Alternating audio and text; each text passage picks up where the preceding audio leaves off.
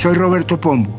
Bienvenidos a Mis Preguntas, un programa de Prisa Media patrocinado por CAFAM, aliado estratégico en el crecimiento de más de 40.000 empresas en Colombia.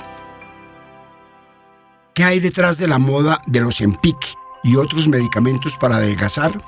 En los últimos años, el Ozempic, un medicamento originalmente diseñado para la diabetes tipo 2, ha transformado el panorama del tratamiento de la obesidad. Su auge ha generado debates éticos y preguntas científicas sin responder sobre sus efectos a largo plazo. ¿Qué debería saber hoy un paciente antes de decidir iniciar un tratamiento de este tipo? Para este capítulo, hablamos con el médico y exministro de Salud Augusto Galán Sarmiento, con el médico coloproctólogo Juan Manuel Troncoso, con la nutricionista Romina Sánchez, con Darío Parra, médico endocrinólogo de la Universidad Javeriana, y con la doctora Luz Marina Díaz, médica de antienvejecimiento. Soy Roberto Pombo y este es el capítulo 177 de Mis Preguntas. Bienvenidos. Hay una ley, un principio, que descubrí hace poco y quedé maravillado: la ley de las consecuencias imprevistas o no intencionadas. Esta ley parte del siguiente principio: toda innovación en cualquier campo trae consecuencias imprevistas, a veces positivas, otras negativas y con mucha frecuencia sorprendentes. El sociólogo Robert King Merton fue el que publicó el primer análisis del concepto en 1936, titulado Las consecuencias imprevistas de la acción social intencionada. Básicamente, es la explicación del viejo dicho: el camino al infierno está pavimentado de buenas intenciones. Merton analiza la diferencia que muchas veces hay entre lo que queremos que pase cuando tomamos una decisión, acción intencionada, y lo que realmente termina sucediendo. Hay ejemplos de estas consecuencias imprevistas que me parecen maravillosas, pero hay uno que me parece fundamental: el de la seguridad vial. A principios del siglo XX, manejar un carro era objetivamente más peligroso que hoy.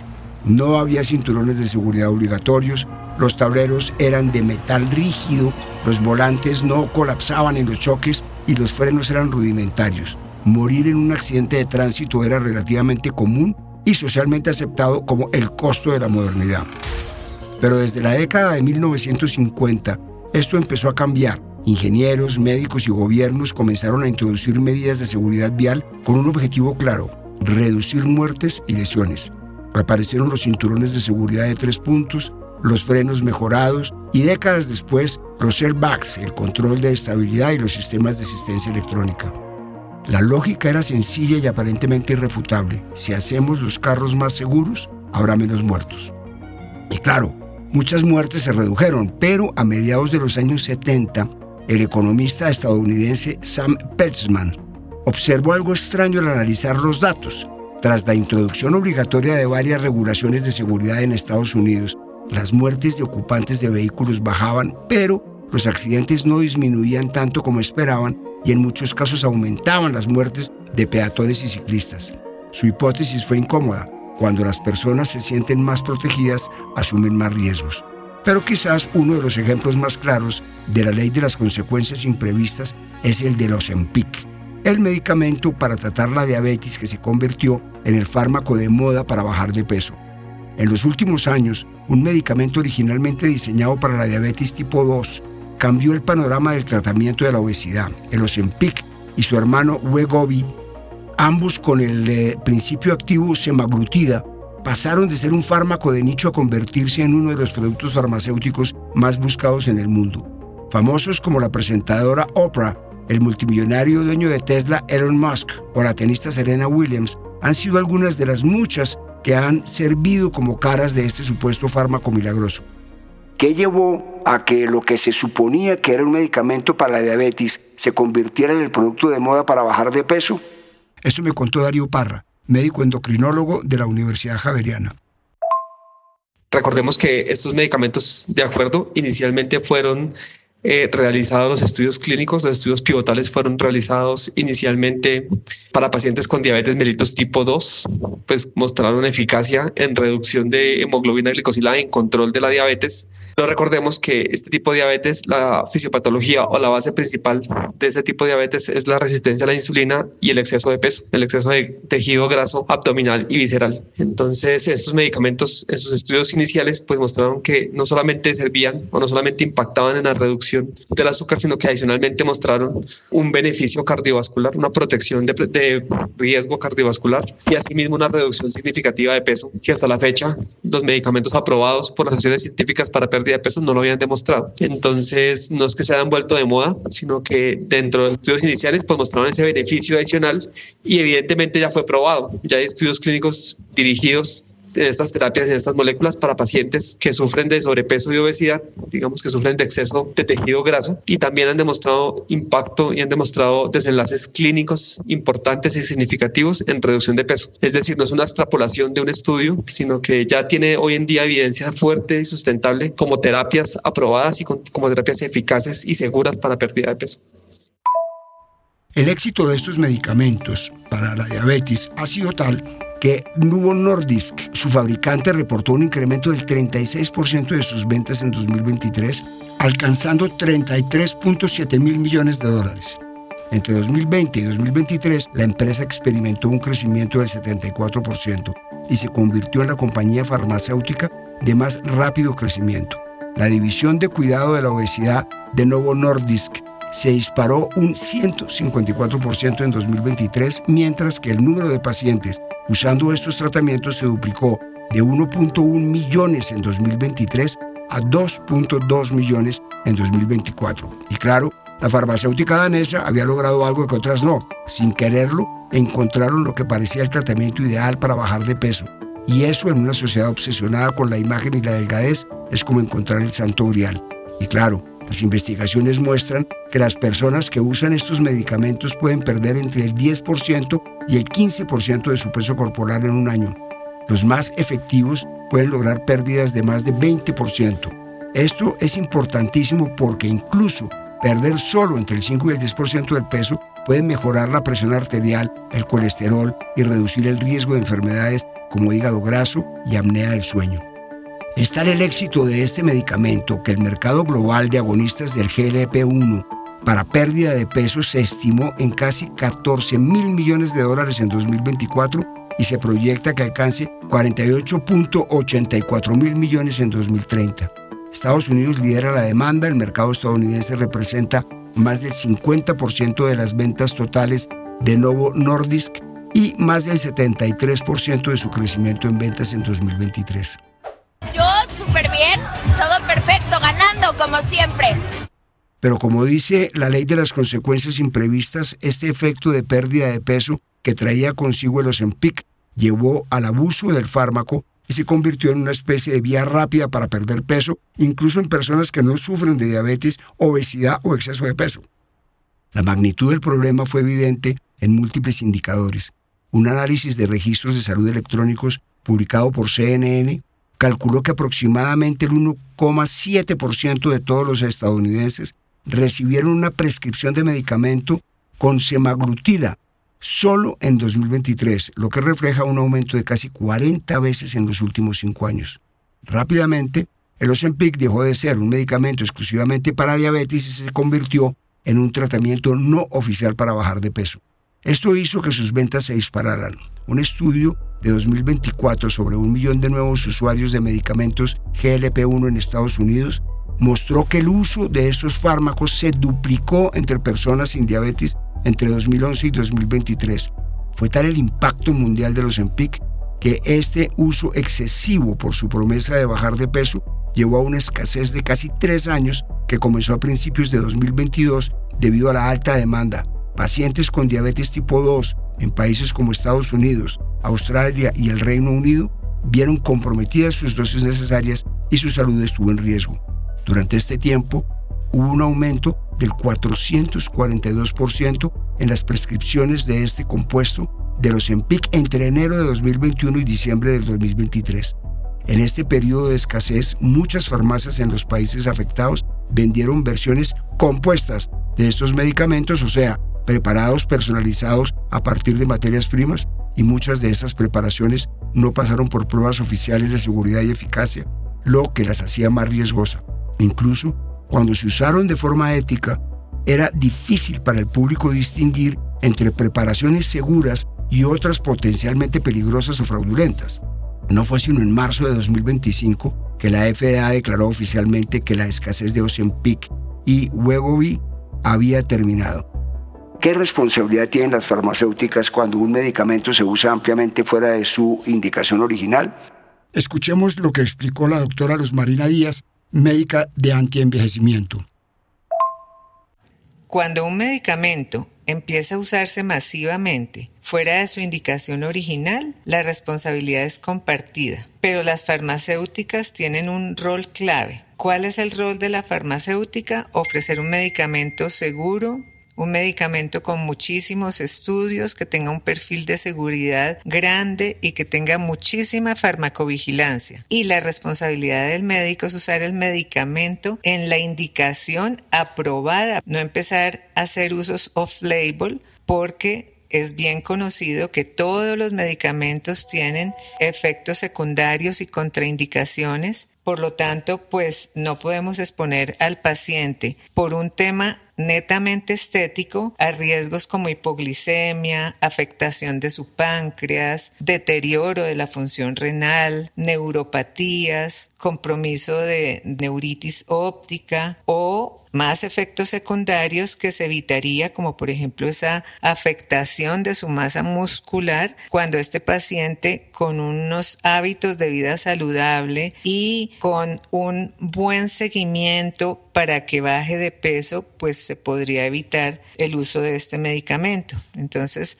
depende de la responsabilidad del médico no exponer al paciente, si no lo requiere, a un medicamento que puede tener efectos secundarios importantes. Y aunque fármacos como el Ozempic, Mounjaro o Wegovy, entre otros, son tan exitosos en el mercado, no son milagrosos y, como cualquier medicamento, tiene efectos secundarios que debemos tener en cuenta. Los más comunes son náuseas, vómitos, diarrea, dolor abdominal y estreñimiento. Sin embargo, existen preocupaciones más serias. Algunos estudios sugieren un posible vínculo entre estos medicamentos y la inflamación del páncreas, aunque el riesgo parece ser bajo. Afecta aproximadamente al 0.1 o 0.5% de los pacientes.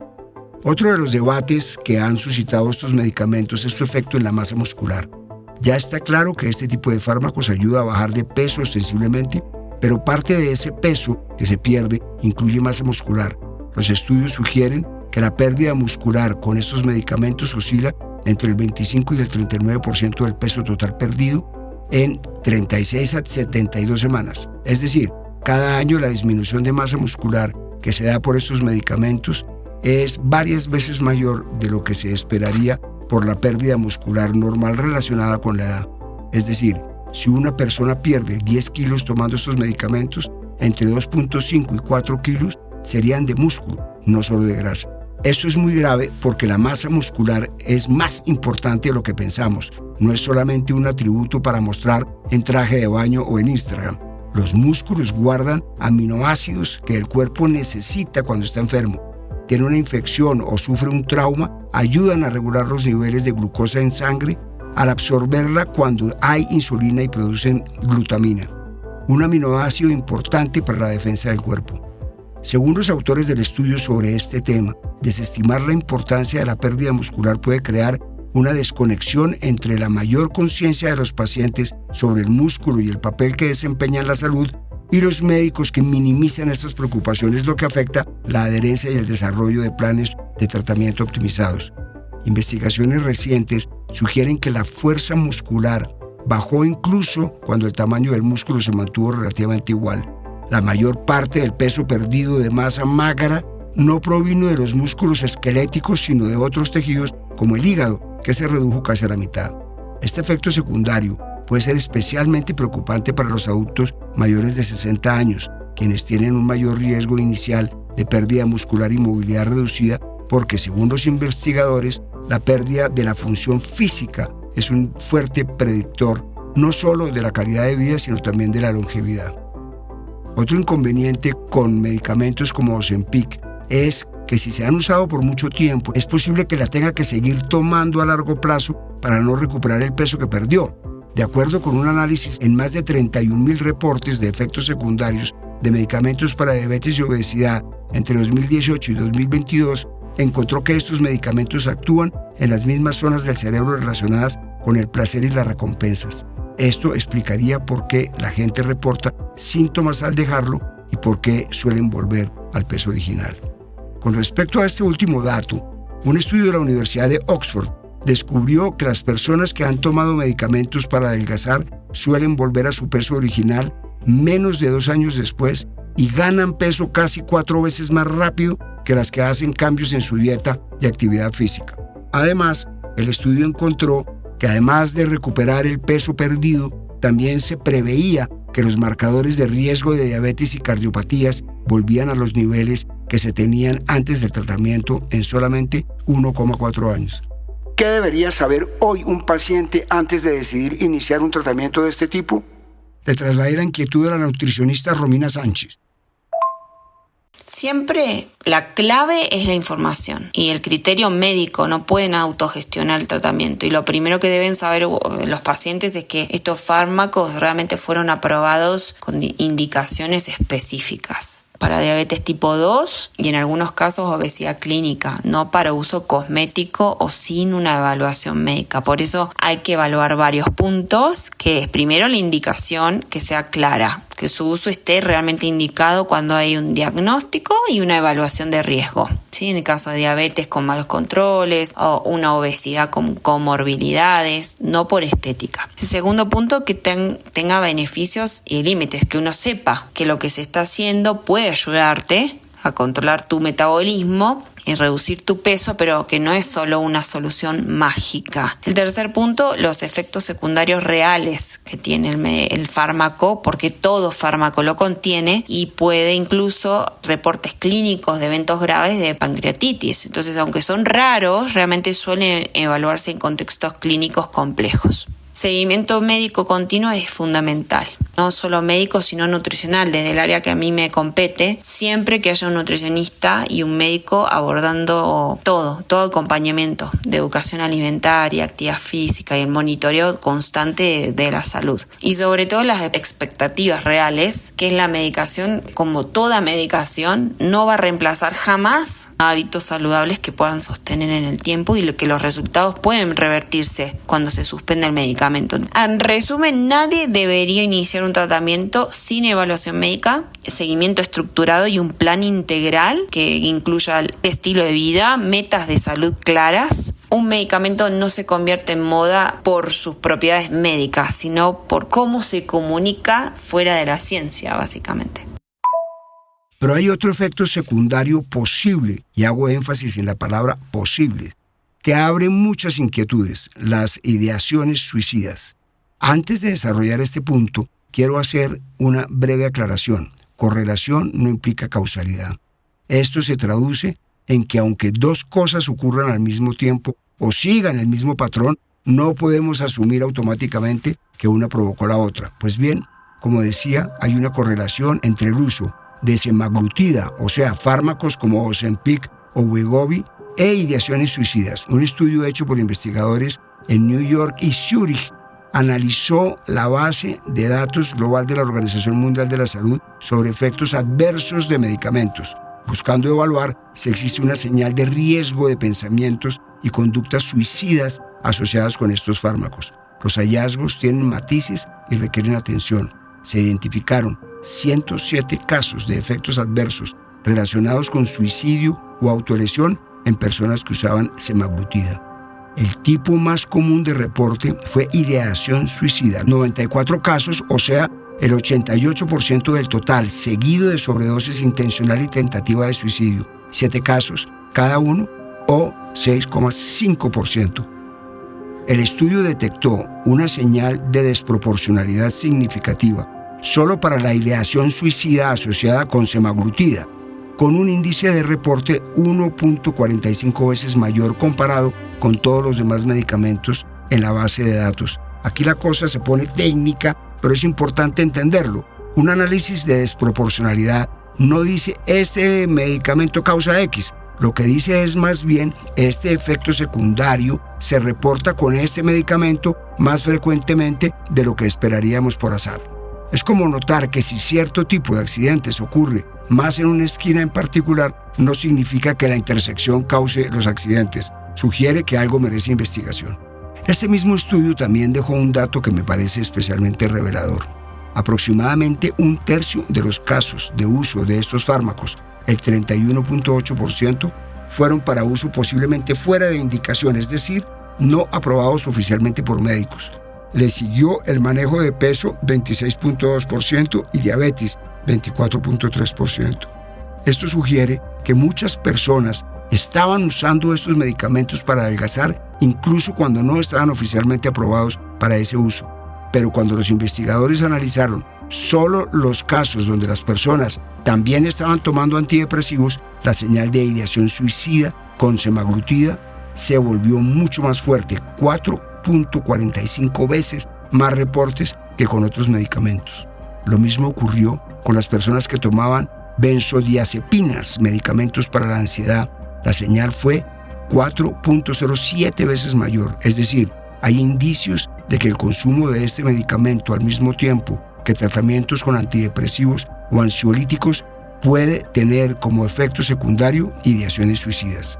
Mejor dicho, las personas que tienen diagnósticos de depresión, ansiedad o trastornos de alimentación antes de iniciar su tratamiento con Ozempic son especialmente vulnerables a estos posibles efectos, ya que este tipo de medicamentos han mostrado tener relación con efectos secundarios como agravamiento de síntomas de depresión, pancreatitis y otros. ¿El uso indiscriminado puede afectar también el sistema digestivo? Eso me contó el doctor Juan Manuel Troncoso, coloproctólogo. El Ozempic lo que hace es que bloquea el hambre. O sea, básicamente a la persona no le da hambre.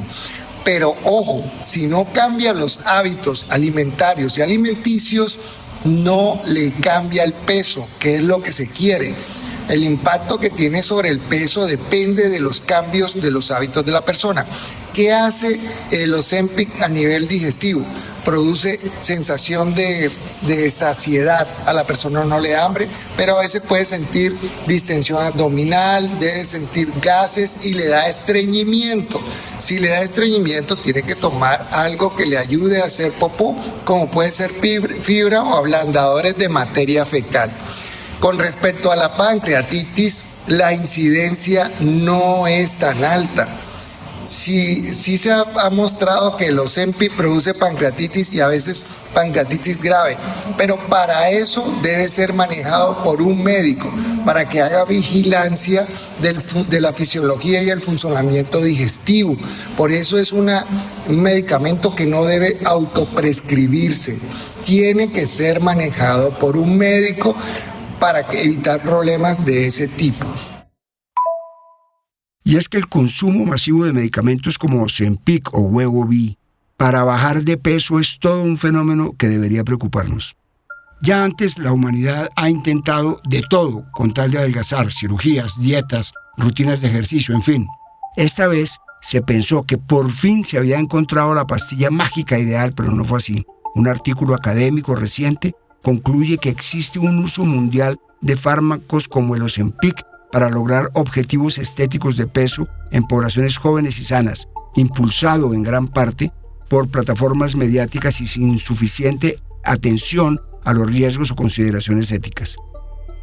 Un estudio publicado en Pharmaceuticals, una revista académica sobre química medicinal y ciencias farmacológicas, analizó más de 30.000 reportes de efectos secundarios de medicamentos para diabetes y obesidad entre 2018 y 2022 y encontró que estos medicamentos presentaban 4 veces más reportes de abuso que otros medicamentos similares. También 4 veces más reportes de síndrome de abstinencia y 3.6 veces más reportes de uso sin receta médica. Este estudio comprobó lo que era un secreto a voces, que los Ozempic y fármacos similares están siendo mal utilizados probablemente por personas que quieren adelgazar sin necesitarlo médicamente. Vivimos en un mundo que está obsesionado con la imagen y con el peso.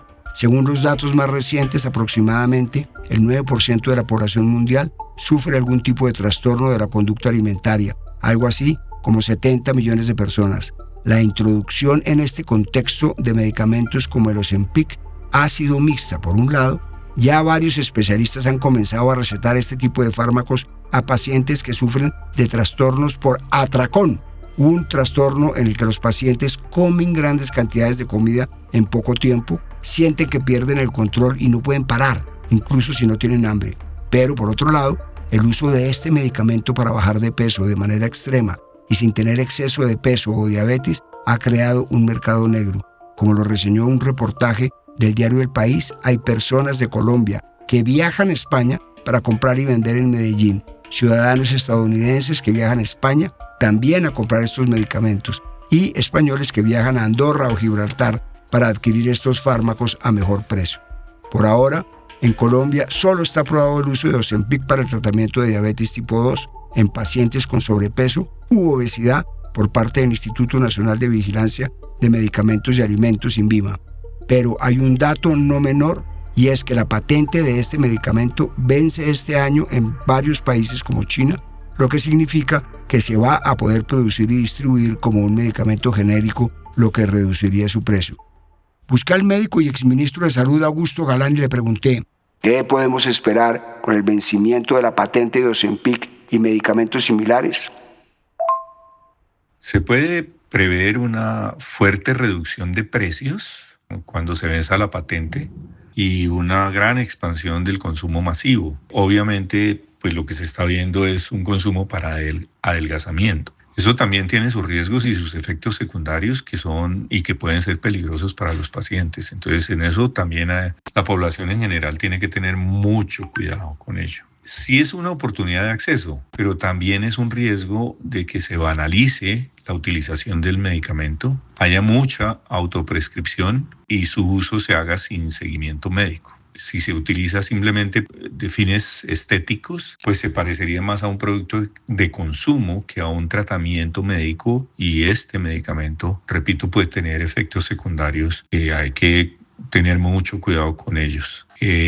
Colombia puede verse afectada por esa situación porque pues este es un tema que se está viendo a nivel mundial. En resumen, el problema no es el medicamento, sino una innovación terapéutica que, si se usa sin reglas claras, sin priorización y sin conciencia en los riesgos que se pueden presentar, puede ser muy complejo desde el punto de vista de salud pública.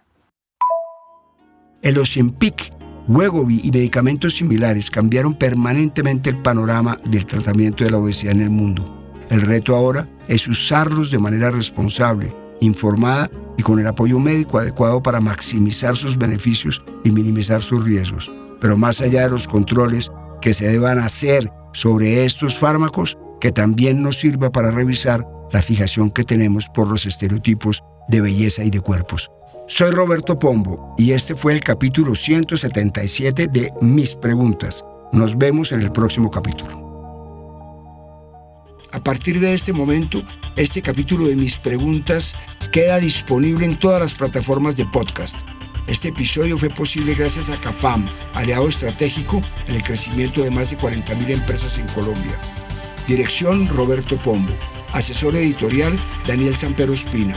Producción: Juan Abel Gutiérrez y Johnny Rodríguez. Guiones: Juan Abel Gutiérrez y Johnny Rodríguez. Postproducción de audio: Iván Ayala.